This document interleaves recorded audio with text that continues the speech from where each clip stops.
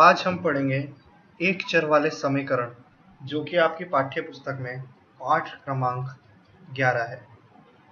तो सबसे पहले हम देखते हैं एक चर वाले समीकरण को हल कैसे करते हैं। उदाहरण के लिए आप देख लीजिए, आपके पास उदाहरण है 3x + 2 = 8। तो हम इसे हल कैसे करते हैं? हल करने का एक साधारण सा तरीका आप देखें।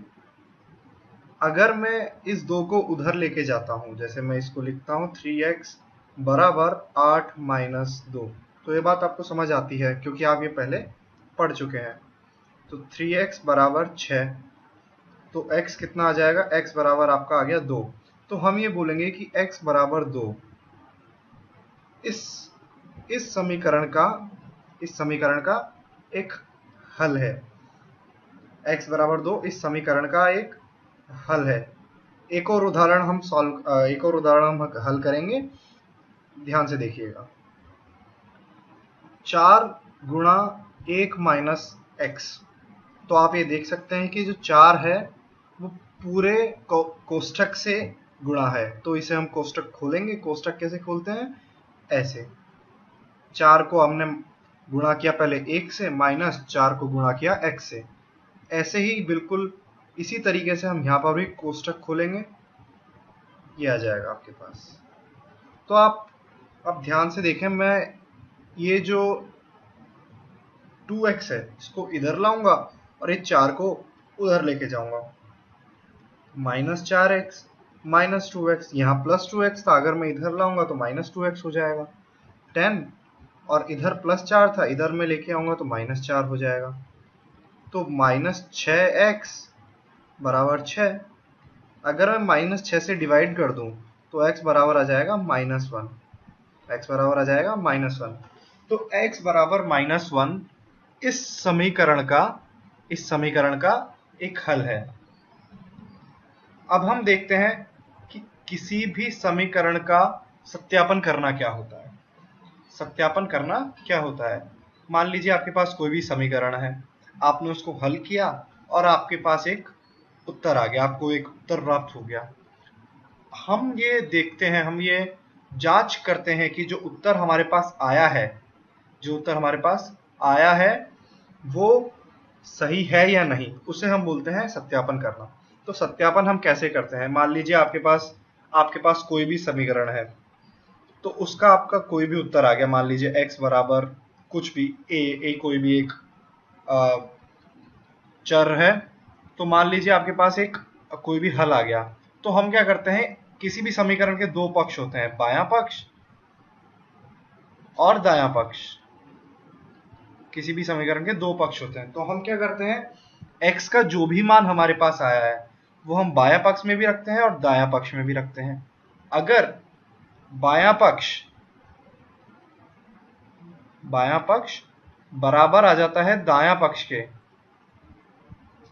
तो हम ये बोल देते हैं कि इस समीकरण का और इस उत्तर का, इस हल का सत्यापन हो गया है। मतलब जो हमारे पास उत्तर आया है वो सही है। अगर बायां पक्ष बराबर दायां पक्ष आ जाता है तो जो हमारे पास उत्तर आया है वो सही है, हम ऐसा बोल देते हैं। उदाहरण से समझें आप। जैसे ये उदाहरण जो हमने थोड़ी देर पहले किया था, इसमें x का मान हमारे पास आया था -1। तो इसका बायां पक्ष क्या है? बायां पक्ष मतलब बराबर का जो चिन्ह है उसकी बाएं तरफ, बराबर के चिन्ह की बाएं तरफ। तो बायां पक्ष है 4 × 1 - x। अब x की जगह हम -1 रखेंगे, x की जगह हम रखेंगे -1। अब आप देख सकते हैं माइनस माइनस मिलके प्लस हो जाएगा, और तो ये 1 + 1 हो जाएगा। तो 4 × 2, तो ये हमारे पास आ जाएगा 8। ठीक है। और हम देखते हैं दायां पक्ष। दायां पक्ष इस समीकरण का है 2 × x + 5। ठीक है। अगर हम इसमें x बराबर -1 रखेंगे तो यह आएगा 2 × 4 और वो भी आ जाएगा 8। तो आप देख सकते हैं कि बायां पक्ष और दायां पक्ष दोनों बराबर हैं, दोनों का मान 8 है।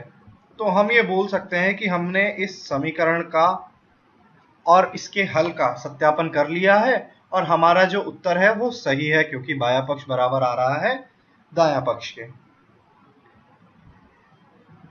अब हम एक और उदाहरण देखते हैं। इसमें हम पहले तो सवाल को हल करेंगे और फिर उसका सत्यापन करेंगे। तो सवाल को हल कैसे करेंगे? ठीक है, यहाँ 2 को अगर मैं उधर लेके जाऊंगा, यहाँ 2 से भाग हो रहा है, अगर मैं 2 को उधर लेके जाऊंगा तो 2 से गुणा हो जाएगा। 2 गुणा 1 माइनस एक्स। अब मैंने आज जैसे आपको बताया था कोष्टक खोलते हैं, वैसे कोष्टक खोलेंगे। फिर से x प्लस 3x बराबर 2 माइनस 5। इधर प्लस 5 था तो इधर लेके जाएंगे माइनस 5 हो जाएगा, या माइनस 2x था तो इधर लेके जाएंगे तो प्लस 2x हो जाएगा। ठीक है, तो यहाँ पे आएगा 3x बराबर माइनस 3। तो x का मान कितना आ गया? x का मान आ गया माइनस 1। तो माइनस 1 x बराबर माइनस 1 जो है वो इसका एक उत्तर है, इसका एक हल है। अब हम इसी इक्वेशन का, इसी समीकरण का सत्यापन करेंगे। एक बार फिर से देख लेते हैं समीकरण क्या है। समीकरण क्या है? समीकरण ऐसा कुछ है। ठीक है, ये हमारा समीकरण है, इसका बायां पक्ष है ये और दायां पक्ष है ये। ठीक है, और x बराबर माइनस 1 इसका एक हल है। तो हम बायां पक्ष निकालेंगे। बायां पक्ष क्या होगा? x प्लस 5/2 माइनस 1 प्लस 5/2 4/2 जो कि होगा 2।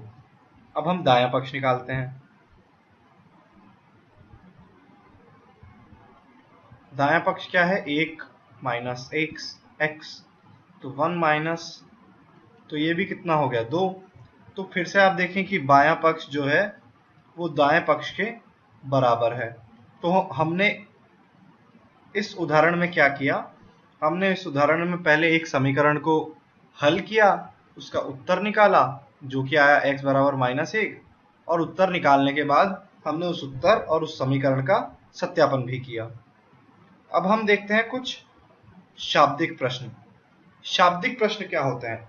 जैसे अभी तक मैंने आपको समीकरण दिया, अब शाब्दिक प्रश्नों में क्या होगा कि आपको समीकरण दिए नहीं जाएंगे, आपको कुछ शर्तें दी जाएंगी, कुछ आपको कंडीशंस दी जाएगी, और उन शर्तों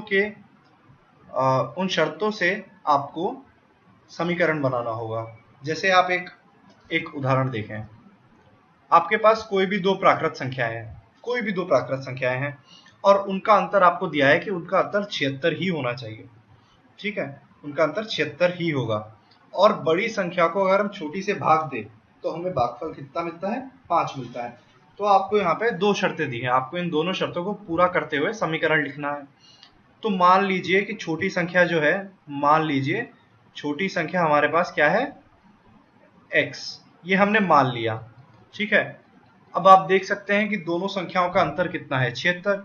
तो आप ये अनुमान लगा सकते हैं कि बड़ी संख्या क्या हो जाएगी? बड़ी संख्या हो जाएगी x प्लस 76, क्योंकि दोनों संख्याओं का अंतर 76 है। अब आपको बोला गया है भाग देने पर, बड़ी संख्या को छोटी से भाग देने पर जो भागफल आता है वो 5 होता है। तो बड़ी संख्या है कितनी? x प्लस 76 बटा x, ये हमने इसको बड़ी संख्या को छोटी संख्या से भाग दिया, बराबर 5, ये आ गया। तो हम क्या बोलते हैं कि ये जो है ये समीकरण है, ये इस शाब्दिक प्रश्न के लिए ये समीकरण है, ये इस शाब्दिक प्रश्न का समीकरण है। अब हम इस समीकरण को हल करेंगे। हल कैसे करेंगे वो तो आप सबको आता ही है। जैसे x प्लस 76 बटा x बराबर 5, तो इसको हम कैसे लिखेंगे? x प्लस 76 बराबर 5x। ठीक है, ये होगा 4x बराबर 76।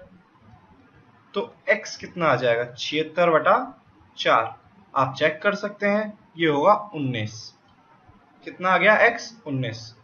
तो हम ये देख सकते हैं कि छोटी संख्या जो है, छोटी संख्या वो है x और वो है 19, और बड़ी संख्या क्या होगी?